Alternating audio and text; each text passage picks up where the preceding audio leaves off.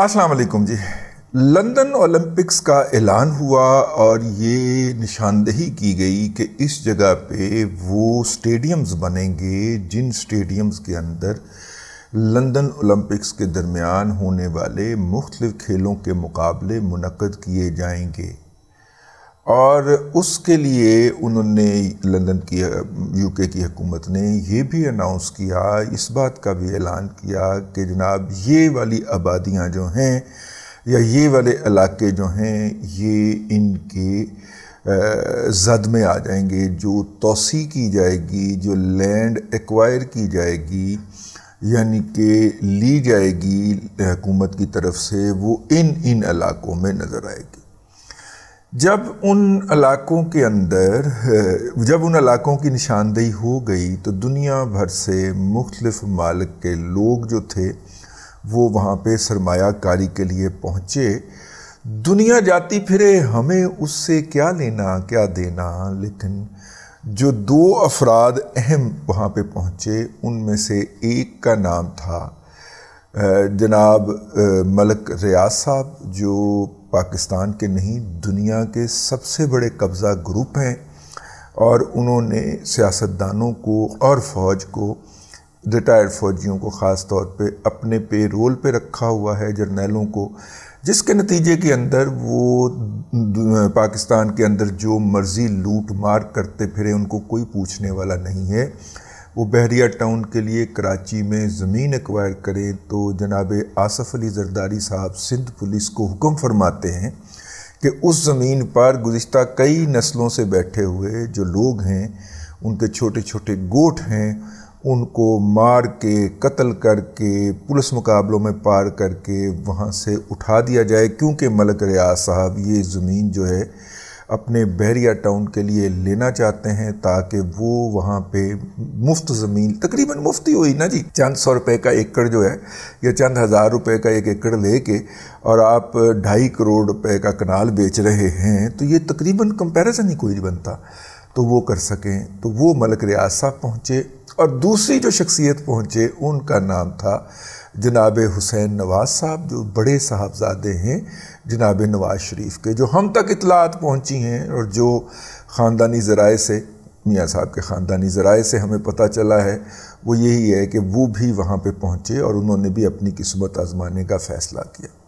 کہا جاتا ہے کہ دنیا بھر سے اور بھی لوگ آئے اور کسی سے اس کا سورس نہیں پوچھا گیا کہ آپ بھائی جان یہ جو پیسے لے کے آ رہے ہیں اس کا سورس بتائیں، نہیں پوچھا گیا، کیونکہ اس وقت ایک اکنامک ایکٹیویٹی جنریٹ کرنا مقصود تھی، اور یہ معاشی سرگرمی ان لوگوں کے اس پیسے کے بغیر ممکن نہیں تھی۔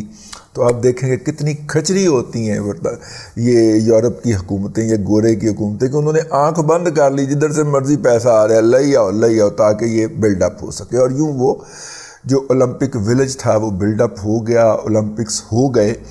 لیکن جو اس دوران پیسہ پہنچ گیا تھا لندن، اب اس پیسے نے اپنا کام دکھانا شروع کیا۔ کبھی وہ لندن میٹل ایکسچینج میں گھس جاتا، کبھی لندن سٹاک ایکسچینج میں گھس جاتا، کبھی کہیں پہ چلا جاتا، اور منی لانڈرنگ کا سب سے بڑا مرکز ٹھہرا لندن۔ اس کے بعد پھر انہوں نے نیشنل کرائم ایجنسی بنائی، ایک ادارہ بنایا، اور نیشنل کرائم ایجنسی جب ادارہ بنایا تو اس میں انہوں نے کہا کہ جس جائیداد پہ ہمیں شک ہوگا یا جس ایسٹ کے اوپر یا انویسٹمنٹ کے اوپر یا کوئی ہمیں رپورٹ آئے گی تو ہم اس کے بارے میں تحقیقات کریں گے، اور اگر وہ اللیگل پیسہ ہوا تو ہم وہ ضبط کر کے متعلقہ حکومت کو واپس کر دیں گے۔ ٹھیک ہے، اب یہاں پہ سوال یہ پیدا ہوتا ہے کہ جب حسین نواز صاحب یہاں سے گئے تھے تو وہ تو میرا مطلب خالی ہاتھ گئے تھے، لیکن گئے تو نہیں تھے، وہ تو حسین نواز صاحب ابا جی جب پرائم منسٹر تھے تو وہ تب بھی وہیں پہ مقیم تھے، وہاں سے انٹرویو دینے کے لیے جاوید چودھری کو اور حامد میر کو وہ پاکستان تشریف لایا کرتے تھے، ادروائز وہ لندن میں ہی مقیم تھے۔ ٹھیک ہے، انہوں نے وہاں پہ بزنس اسٹیبلش کر لیا ہوا تھا، تو کچھ لوگ کہتے ہیں کہ جناب وہ پہلے ہی موجود تھے تو ان کو اپرچونٹی ملی تو انہوں نے اس اپرچونٹی سے بھی فائدہ اٹھایا۔ اب ہوتا یہ ہے کہ پاکستان کے اندر ایک ہاؤسنگ سکیم لانچ ہوتی ہے، جس طرح باقی ہاؤسنگ سکیموں کے اندر جو ہوتا ہے لوٹ مار ہوتی ہے، اور خاص طور پہ ملک ریاض کی اگر کوئی ہاؤسنگ سکیم ہے یا اس کے بیریا ٹاؤن کا کوئی فیز ہے تو اس نے 2600 کے قریب پراپرٹی ڈیلر پالے ہوئے ہیں، جن کو وہ پالتا ہے، جن کو وہ ٹکڑے ڈال دیتا ہے، اور وہ جو ہیں وہ زمین سے اٹھا کے تو وہ کھاتے ہیں وہ رزق، اس کی فائلیں آگے بیچتے ہیں۔ 10,000 پلاٹ ہوتا ہے، 1.5 لاکھ فائلیں بیچ دیتے ہیں۔ پھر جب وہ فائلیں بک جاتی ہیں پھر نیگیٹو خبریں پھیلائی جاتی ہیں۔ وہ جس نے 10 لاکھ کی فائل بیچی ہوتی ہے وہ 2 لاکھ میں واپس کر کے بھاگ جاتا ہے ان خبروں سے گھبرا کر۔ ٹھیک ہے، ہم خبریں بنانے والے لوگ ہیں، ہم خبروں سے گھبراتے نہیں ہیں۔ ٹھیک ہے، جس طرح یہ پچھلے دنوں پچھلے 1 سال سے کم از کم ہر ملنے والا شخص جو ہے وہ گھبرایا ہوتا ہے، ہم تحمل سے اس کی بات سن رہے ہوتے ہیں، سکون سے، کیونکہ ہمیں پتہ ہے کہ وہ خبروں سے گھبرا کے ادھر تشریف لایا ہے۔ خبروں سے گھبرا کے اس نے عمران احمد خان نیازی صاحب کو اپنا چوائس کیا ہے، خبروں سے گھبرا کے یہ سارا کچھ ہوا ہے۔ تو خیر یہ جو ہے یہ جناب صورتحال ہے۔ میں نے کہا کہ اس کے حوالے سے ہم آپ کی خدمت میں عرض کر دیں۔ ایک کہانی ہے، تو ملک ریاض صاحب جو تھے وہ انہوں نے ڈی ایچ اے کے ساتھ مل کے ڈی ایچ اے کا نام استعمال کرتے ہوئے پنڈی اسلام آباد کے اندر ایک ہاؤسنگ سکیم لانچ کی تھی جس کا نام تھا ڈی ایچ اے ویلی۔ تو ڈی ایچ اے ویلی جو تھی وہ انہوں نے ڈیولپ نہیں کی، اس کے اندر شہداء اور ہمارے جو زخمی ہو جانے والے جوان تھے ان کو بھی انہوں نے بھی الاٹمنٹس لیں یا اپلائی کیا۔ ملک ریاض صاحب وہ پیسہ چونکہ لندن اولمپکس میں جھونک چکے ہوئے تھے، تو میرا مطلب ہے کہ گراؤنڈ کے اوپر ڈیولپمنٹ مٹی تے کھے ہونی سی۔ اب وہ کیا کرتے کہ جو بھی نیا آرمی چیف آتا اس کی خدمت میں حاضر ہوتے، اس کو سلام پیش کرتے اور اسے بتاتے کہ کیسے ریٹائرمنٹ کے بعد وہ ان کے ہاں کیا نوکری کر سکتا ہے، اور ان کو کوئی تحائف وحائف پیش کیے جاتے ہوں گے، ہمیں کیا پتہ۔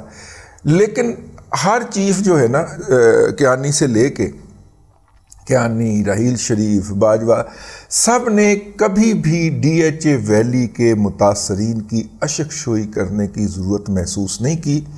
ہاں میرے جیسے ناہنجار اور منہ پھٹ لوگوں کو کچھ لوگ جو ہوتے تھے جو بظاہر ریٹائر ہو چکے ہوتے تھے وہ فون کر کے بتاتے تھے کہ نئے چیف نے بڑا نوٹس لیا ڈی ایچ اے ویلی کا، نئے چیف نے بڑا نوٹس لیا، آپ پروگرام میں بے شک بتا دیں۔ تو نئے چیف صاحب جو تھے وہ نوٹس نہیں لیتے تھے۔ اگلا فکرہ آیا، میں بولنا نہیں، مطلب منہ جان لگا سی کہ وہ اپنا حصہ لیتے تھے، لیکن نہیں میں نے یہ بولنا۔ ٹھیک ہے، نئے چیف صاحب نے بڑا نوٹس لیا ہے ڈی ایچ اے ویلی کا، آپ بے شک پروگرام کے اندر بول دیں، لیکن ڈی ایچ اے ویلی کے متاثرین کی اشک شوئی نہ ہو سکی۔ تو بہرحال اللہ آپ کا بھلا کرے۔ وہ ملک ریاض صاحب جو یہاں سے ڈی ایچ اے ویلی کے متاثرین کا لوٹا ہوا پیسہ اٹھا کے براستہ دبئی امریکہ لے گئے تھے، برطانیہ، اور وہاں پہ انہوں نے انویسٹ کیا تھا، اور اب وہ میجر پلیئرز کے اندر شمار ہونا شروع ہو گئے تھے لندن میں بھی، اور مستقبل میں ان کا خیال تھا کہ وہ وہیں پہ مقیم ہوں گے جا کے۔ ان کو کہا گیا کہ ٹھیک ہے، آپ کو ہم کہہ تو کچھ نہیں رہے، لیکن آپ کام ہمارے ایسٹ تو ہیں نا، تو آپ ایک کام کریں۔ انہوں نے کہا جی حکم فرمائیں۔ انہوں نے کہا، انہیں بتایا گیا کہ میاں نواز شریف کے خلاف ہم کوئی مالیاتی کرپشن جو ہے وہ ثابت نہیں کر سکے۔ ٹھیک ہے، ہم کوئی مالیاتی بدعنوانی ثابت نہیں کر سکے۔ پاناما میں سے اقامہ نکالا، اور اقامہ جو ہے وہ بہرحال کوئی مالیاتی کرپشن کا شاخسانہ نہیں، ٹھیک ہے، وہ ایک ویزے کے لیے فیسیلیٹیشن تھی۔ تو مالیاتی طور پہ میاں نواز شریف کو کرپٹ ثابت کرنا ہے۔ بچپن میں کہانی پڑھتے تھے، کہاوت تھی کہ جو کسی کے لیے گڑھا کھودتا ہے وہ اس میں خود گرتا ہے۔ تو یہاں سے آپ نے وہ ذہن میں رکھ کے سننا شروع کرنا، مزہ آئے گا۔ میاں نواز شریف کو مالیاتی طور پہ کرپٹ ثابت کرنے کے لیے ہم نے ایک جال بنایا، اور اس جال کے جو خالق تھے ان کا نام تھا وڈے منہ والا شہزاد اکبر۔ تو لہٰذا طے یہ ہوا کہ جناب شہزاد اکبر صاحب بھی تو باجوہ صاحب کا تحفہ تھا نا عمران احمد خان نیازی کے لیے، تو اس جیسے کسی بندے نے ایڈوائز کیا کہ اس طرح کر لیتے۔ تو ملک ریاض صاحب نے جا کے، اب حسین نواز صاحب کا کام کیا ہے جو میں نے باقاعدہ ان کے دفتر کسی وقت فون کر کے پتہ کیا تھا، وہ کام یہ ہے کہ وہ وہاں پہ جو بلڈنگز جو ہیں وہ پرانی ہو جاتی ہیں یا رہنے کے قابل نہیں رہتی، بینک کے ساتھ مل کے کام کرتے ہیں۔ بینک کو کہتے ہیں کہ آپ یہ جائیداد ہمیں اٹھوا دیں اور ہم اس کو کریں گے رینوویٹ۔ رینوویشن کا پیسہ بھی وہ بینک سے لیتے ہیں۔ قرض کے طور پہ. وہ بلڈنگ جب تیار ہو جاتی ہے تو پھر اس کو بیچ دیا جاتا ہے, اور جو وہ بلڈنگ خریدتا ہے اس میں سے جو بھی پروفٹ آتا ہے وہ پھر اس کے اندر سے ان کو مطلب وہ پروفٹ بینک کو انٹرسٹ مل جاتا ہے, ان کو پروفٹ مل جاتا ہے. تو یہ ان کا کاروبار ہے. تو خیر جناب, اللہ آپ کا بھلا کرے. ایون فیلڈ پارک جو ہے وہ ایک بلڈنگ تھی, اسی طرح انہوں نے وہ اس کو بنایا سنوارا تھا. تو ملک ریاض صاحب نے پہنچ کے تو وہ 42 ملین پاؤنڈ کی وہ بلڈنگ خرید لی, جس کو یوتھیے کنوینئنس کے ساتھ 50 ملین پاؤنڈ کہہ دیتے ہیں. تو 42 ملین پاؤنڈ کی وہ بلڈنگ خرید لی, جو کہ ان کے پروپیگنڈے کے مطابق, یوتھیوں کے پروپیگنڈے کے مطابق اس کی ایکچول قیمت سے ڈبل تھی, اور یہ میاں نواز شریف کو رشوت دی گئی. اور وہ یوں ثابت کرتے ہیں کہ میاں نواز شریف نے رشوت لی. ٹھیک ہے, لیکن کہانی جو ایسی نا وہ بنی نہیں پائی ہے نا. ٹھیک ہے, جس طرح ان کا دوسری بکواسیات اور جھوٹیات ہوتی ہیں, جھوٹیات, اس طرح کی یہ کہانی تھی. تو خیر جناب, وہ اب انہوں نے وہ بلڈنگ خرید لی. اب سارے بینک کی مرضی کے بغیر تو نہیں ہو سکتا نا. بینک کے ساتھ تم کھاتے مشترک چل رہے ہیں حسین نواز کے, ہیں تو ایک ایک پیسے کا, وہ تو گورے تو بچھڑے کے پجاری ہیں بھائی, وہ تو سونے کے بچھڑے کے پجاری ہیں, وہ تو مالیات کے اندر کوئی ایک آنا ادھر ادھر نہیں ہونے دیتے. تو اس نے جناب بچھڑے کے پجاریوں نے وہاں پہ ان کے ساتھ کھاتا رکھا ہوا تھا, باقاعدہ ایک ایک پیسے کا حساب تھا. تو اور مینٹین بھی رکھنا پڑتا تھا ان کو, کیونکہ بینک جو ہے وہ تو بینک آف انگلینڈ کے اندر آپریٹ کر رہا ہے, انڈر اس کی سرولنس کے. وہ بینک آف انگلینڈ تو کان مروڑ کے, تو میرا مطلب ہے کہ پہنچا رہے وہاں پہ ہیں جیل میں. تو خیر وہ جناب جو تھا, اب جب انہوں نے بلڈنگ خرید لی تو اب پی ٹی آئی کی سوشل میڈیا ٹیم نے شور مچانا شروع کیا کہ یہ دیکھیں یہ جائیداد خرید لی. یہ جتنے بھی ان کے بیٹھے ہوئے ہیں نا کرائے کے ٹٹو میڈیا کے اوپر, مین سٹریم میڈیا کے اوپر اور سوشل میڈیا کے اوپر, ان سب نے بھی شور مچانا شروع کر دیا کہ یہ دیکھیں ویو ون ہائیڈ پارک خریدی گئی ہے, یہ ڈبل قیمت پہ خریدی گئی ہے. کبھی وہ کہیں کہ رشوت دی ہے, کبھی وہ کہیں کچھ کیا ہے. اچھا, اب اس کے اوپر پہلے انہوں نے ماحول بنایا. ماحول بنانے کے بعد نا, اس کے بعد یوتھیا مجہول القوم کا جاہلیہ للعقل محدود جو ہے, وہ آپ کو پتہ ہے کہ اوورسیز یوتھیا جو ہوتا ہے وہ مقامی یوتھیا سے جہالت میں 20,000 نوری سال آگے ہوتا ہے.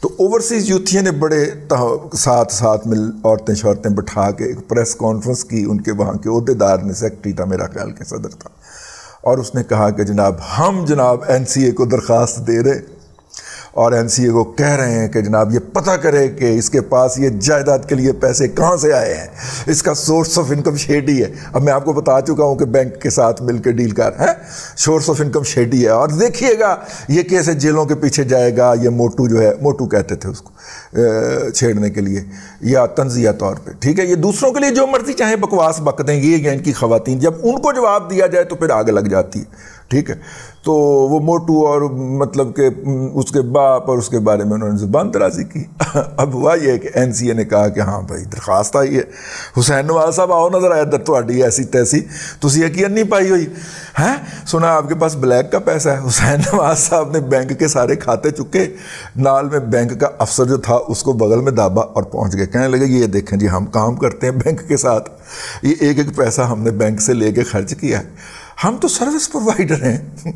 اور ابھی تک ہم نے وہ جو ادائیگیاں ہیں متعلقہ لوگوں کو, جنہوں نے کسی نے کو پینٹ کا کام کیا ہے, کسی نے کوئی رینوویشن کا کام کیا, کسی کو سیمنٹ لگایا تھا, ہیں کوئی لکڑی کا کام کر گیا, ان کی ادائیگیاں بھی کرنی ہے. دیکھ لو پورے کھاتے. تو بینک کے پیسے سے ہم نے کام کیا, اور اس پیسے سے ہم نے یہ اس کے اندر کرتے ہیں جی. یہ دیکھیں پہلے اتنی بلڈنگیں کر چکے ہیں, اب یہ. ٹھیک ہے, انہوں نے کہا اچھا تو یہ آپ نے بلڈنگ بیچی کس کو تھی؟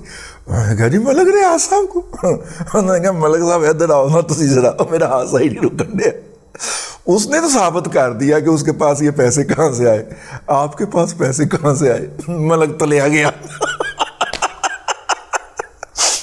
ملک صاحب نے آئیں بائیں شائیں کیا, ظاہر پیسے ناجائز طور پہ لوگوں کے لوٹ کے یہاں سے ناجائز طور پہ اس نے ٹرانسفر کیے ہوئے تھے. یہ جو اوورسیز کو ڈالرز کے اندر بیچتا ہے وہ پیسے تو کبھی پاکستان آئے ہی نہیں بیریا ٹاؤن کے. یہ بہت بڑا فراڈیا آدمی ہے. ٹھیک ہے, بہت بڑا کائیاں اور فراڈیا آدمی ہے یار. اسسٹنٹ ٹیوبل آپریٹر پورا نہیں, اسسٹنٹ ٹیوبل آپریٹر جو بھرتی ہوا تھا ڈی ایچ اے کے اندر, اس سے اٹھ کے وہ شخص جو ہے وہ کھربوں پتی بن گیا ہے. ٹھیک ہے, اور میڈیا کے اتنا بڑا وہ ڈان ہے کہ اس کے خلاف میڈیا کے اوپر, مین سٹریم میڈیا کے اوپر اس کا نام نہیں لیا جا سکتا. بھائی جنرل کا نام لیا جا سکتا ہے, ٹھیک ہے, جنرل عاصم منیر صاحب کے اوپر تنقید کی جا سکتی ہے چھپ چھپا کے. ملک ریاض کا نام آئے گا تو میڈیا کے مالک کو دندل پڑ جائے گی. ٹھیک ہے, لیکن خیر ملک ریاض صاحب نے آئیں بائیں شائیں کیا. انہوں نے کہا کہ جی میں نے جناب یہ پیسے جو تھے نا وہ دبئی سے منگوائے تھے, دبئی میں میرا کاروبار. وہ انہوں نے اپنا این سی اے نے لکھ دیا دبئی میں اس بینک کو کوئی پایا نہیں, انہوں نے کوئی کاروبار تھے. انہوں نے کہا جی کوئی کاروبار نہیں, پاکستان سے پیسے آتے ہیں, کرنسی ڈیلر یہاں پہ جمع کرواتے ہیں. ہم چونکہ آف شور بینکنگ بھی کرتے ہیں تو وہ ہم نہیں پوچھتے ان سے سورس, تو یہ پاکستان سے پیسے آتے ہیں اور پھر آپ ادھر برطانیہ میں ٹرانسفر ہو جاتے ہیں. انہوں نے کہا ادھر آ چبلا, ایسا ویزا کینسل کرو. ملک ریاض کا ویزا کینسل, اس کی فیملی کا ویزا کینسل, برطانیہ میں داخلے پہ 20 سال کے لیے پابندی. ٹھیک ہے, اور اس کے بعد کہا کیڑیاں جائیدادیں بنائی. اس نے 2-3 جائیدادیں بتائیں جن میں سے ایک 1A1 فیلڈ بھی شامل تھی.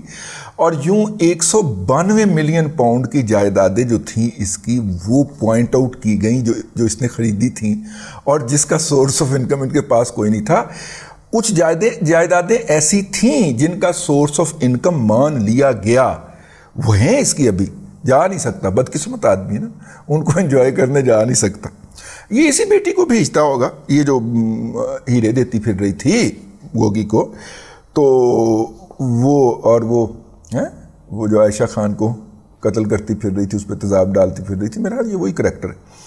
تو خیر وہ جناب ملک ریاض صاحب تلے گئے. اس وقت کی آرمی کی محبت میں ملک ریاض صاحب تلے گئے, اور ملک ریاض فراڈیے کے ساتھ مطلب چوروں نے پہ گئے موڑ, ملک ریاض کو موڑ پڑ گئے, اور انہوں نے جناب وہ پیسہ واپس بھیجا. اب یہاں پہ وہ سین شروع ہوتا ہے جو آپ بار بار سن چکے ہیں کہ وہ ملک ریاض کو پیسہ واپس کرنے کی ضرورت محسوس ہوئی. عمران خان صاحب نے اس کے لیے رشوت طلب کی, 460 ایکڑ اراضی الگ لی, 462 کے 465, اور 50 کنال اراضی پنکی پیرنی کے نام کے اوپر زمان اپنا بنی گالا میں الگ ٹرانسفر ہوئی. یہ 550 اور 500 کنال پراپرٹی ہے بھائی.